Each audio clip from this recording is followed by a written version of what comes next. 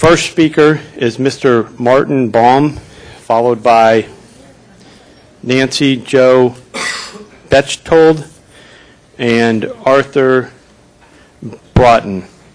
If you can be prepared and come up to speak. Good morning and welcome. Good morning, Marty, Baum, Jensen Beach, Indian River Keeper. System constraints, nothing more than industry-approved and generated excuses. If that presentation was honest, the first slide would have been the only real constraint is sugar money. This farce is nothing but skewed science and propaganda to convince the unaware and the uneducated the only solution will not work.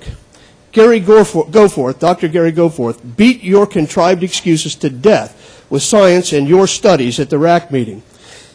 You continue to make excuses about the bird who is nesting in areas that it never had before until we starve the Everglades of money. In the meantime, of water. In the meantime, hundreds of our animals are dying every time you make these discharges. You make excuses about no plan.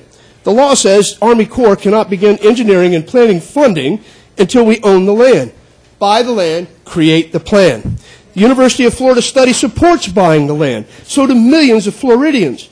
This is a moral issue. Stand up for something that your grandchildren will be proud of. Stand up for their future. If you do not, they will be reading in school how you sold their future for corporate profits. The governor cannot fire all of you. Show some courage. Show some solidarity and stand up and tell the governor that we need to buy this land. He can't take you all down. He can't. Show some moral courage, please. This is the most important issue in my lifetime in South Florida, and you have refused to put it on the agenda.